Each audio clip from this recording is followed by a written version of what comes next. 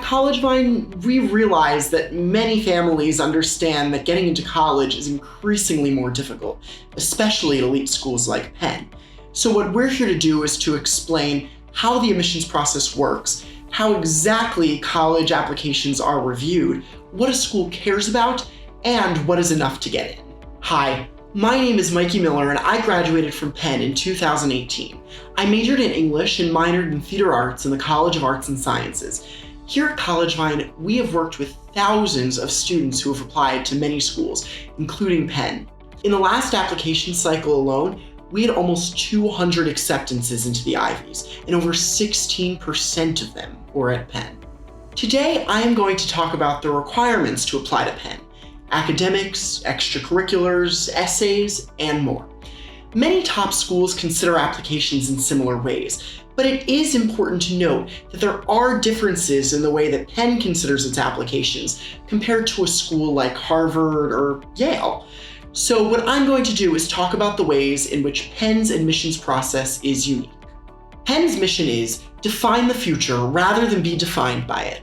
And this is important to know because it shows that Penn is looking for applicants who are innovators and who are looking to define the future and their community in a positive way. If you're planning on applying to Penn, the first thing that you need to know is that it's comprised of 4 different undergraduate schools: the College of Arts and Sciences, the School of Engineering and Applied Sciences, the College of Nursing, and the Wharton School of Business. The Wharton School of Business is the most difficult college to gain admission to at Penn because according to US News and World Report, it is the leading undergraduate business school in the nation. It's important that you do your research and figure out which one of the undergraduate colleges you're interested in applying to. This is because it's pretty difficult to transfer between the undergraduate colleges, unless you're transferring from one of the more specialized schools into the College of Arts and Sciences. It's also important to note that sometimes faculty are invited to help the admissions office review applications. So that means that professors who could ultimately end up teaching you might have a hand in whether or not you gain acceptance to Penn. As we've discussed, learning outside of the classroom is very important to Penn. Penn will appreciate those applicants who have gone above and beyond in order to advance their applications. So whether you've been involved in a research project in your hometown, or if you started your own business, those are the types of experiences that you really want to highlight in your application, because admissions officers will find those most impressive. We'll talk a little bit about that later when we talk about extracurriculars. There are 2 applications that you can use when you apply to Penn: the Common App or the Coalition App. We recommend that you use the Common App because you can use the Common App to apply to hundreds of different schools, including Penn. Once you decide which application to use to apply, you then must decide when you are going to apply. You can apply to Penn Early Decision or Regular Decision. If you'd like to apply Early Decision, your application is going to be due by November 1st, and if you are accepted, you will be required to attend Penn. And if you are deferred, your application is then going to be thrown into the Regular Decision pool. And what that means is that if you are accepted as a Regular Decision applicant, you are not required to attend Penn. Regular Decision applications are due on January 5th, and applicants are notified in late March.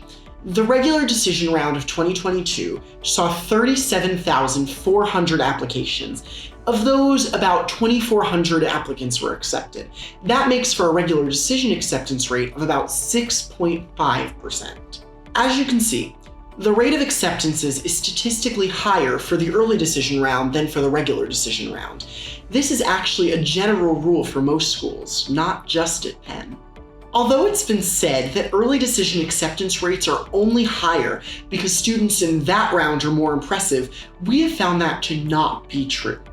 We have definitively found that when controlling a student's profile for GPA, SAT or ACT scores, and other factors, Early Decision applicants are just accepted at a higher rate. So that means that if you're truly passionate about Penn, we really suggest applying in the Early Decision round. There are other requirements for completing an application to Penn. Some of these involve teacher evaluations, counselor recommendations, and a mid-year report. For more specific information on applying to Penn, be sure to check out our blog post, which is linked below.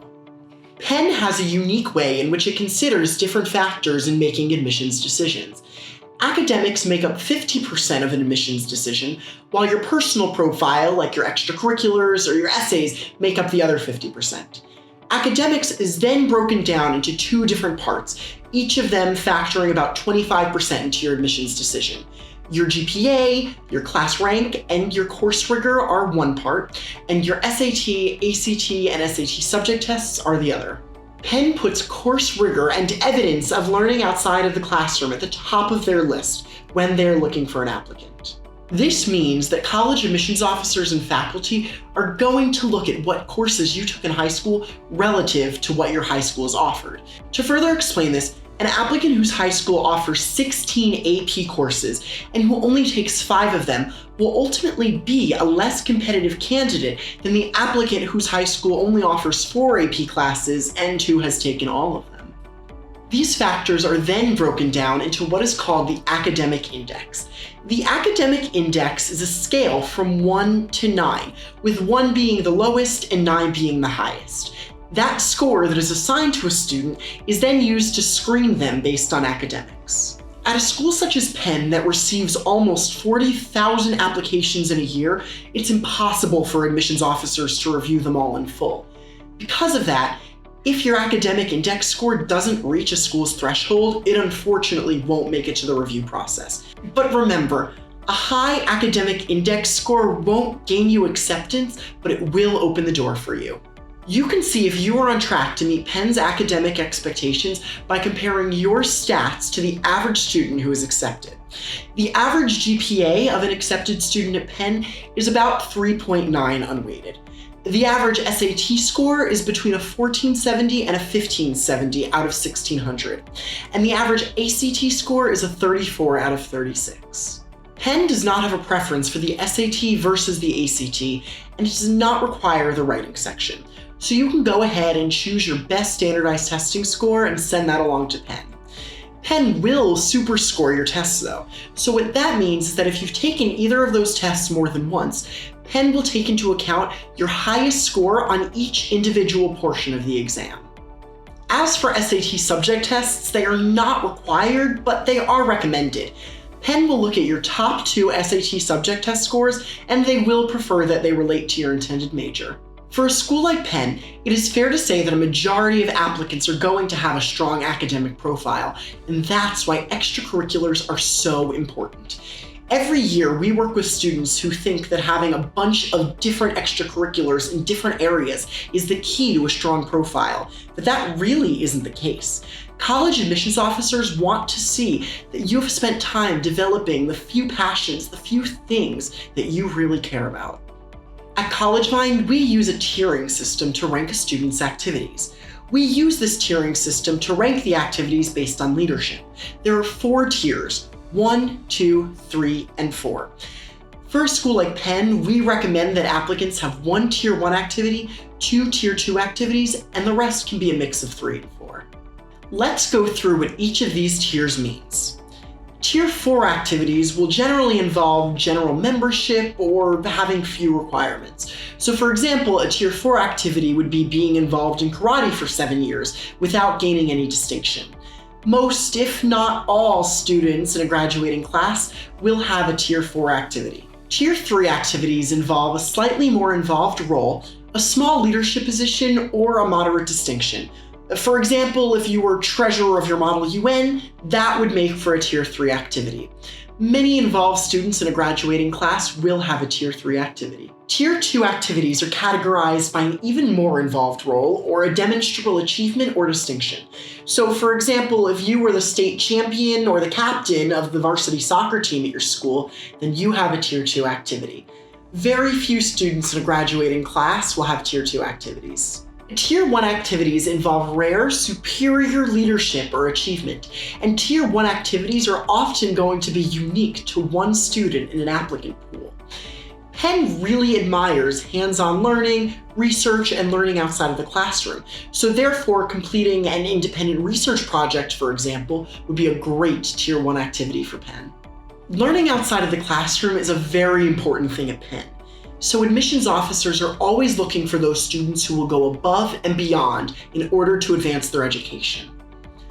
Because of this, you should use the activities section to highlight your activities and accomplishments that will make an admissions officer stop and think, wow, that's really great and unique to this student. The next thing that I want to talk about in regard to your application to Penn is the college essay. College essays are so important because they account for about 25 to 30% of your admissions decision. College essays are also really the only chance that you have to show admissions officers that you're not just good grades and a list of extracurricular activities. You have to use your college essays to show them that you are a real person with whom they can make a connection.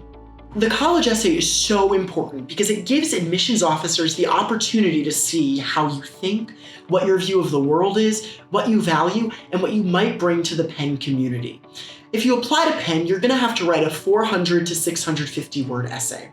Most, if not all, of the schools that you apply to will require a why this school essay, and Penn is no different.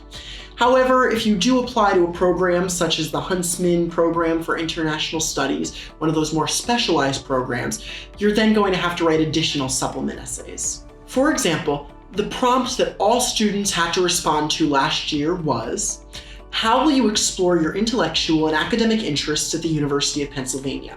Answer this question given the specific undergraduate school to which you are applying. This prompt served two purposes. One, to find out why Penn is a good fit school for the student who was applying, and two, determining what an applicant wants to study. This prompt ultimately helped admissions officers fulfill three goals. The first one was to weed out students who are only applying to Penn because it was a good school. The second one was to learn about each applicant's interests and passions. And the third was to determine if the applicant had done enough research to find out how they can put those interests and passions to good use at Penn in order to further their education.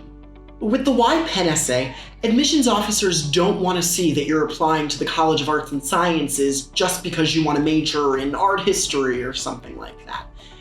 Admissions officers want to see that you are interested in going to the College of Arts and Sciences because of the faculty who teach courses, the specific courses that are offered, and the opportunities that will be afforded to you at Penn, and how you can use the art history department, for example, or any other for that matter, in order to further your education and your passions, and ultimately better yourself and the world around you.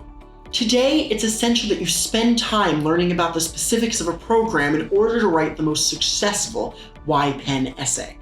Admissions officers are going to want you to write about specific courses, specific professors, specific opportunities in order to show that you've actually done the research to show that Penn is a good fit for you and to convince them that you should be admitted there. They don't want a whole bunch of applicants who are applying just because it is a good school. For example, if you're interested in differential geometry, you might want to write about the 10 professors that are currently working on a project in that field. If you're applying to a specialized program, it's important to keep in mind that schools are not just looking for the students with the best standardized testing scores and the best grades. They're really looking for the students whose past experiences and whose future goals most closely align with the goals of that program. So to put that into perspective, the Huntsman program only admits about 45 students each year. Admissions officers are looking for students who successfully explain and build a case for how they are going to pursue their passions and interests using the opportunities at the university. Something to keep in mind, though, is that you don't want to repeat something that you've written about in another essay. So, for example, something that you can write about is if you're interested in studying international relations, you can write about how you want to study abroad. At College Vine, we're dedicated to helping students like you have a successful college applications experience. So whether you're applying to an Ivy League school or a state school or some other school, we are here to help. If you'd like to learn more, sign up to get access to free content to help guide you through the admissions process, such as webinars and guides.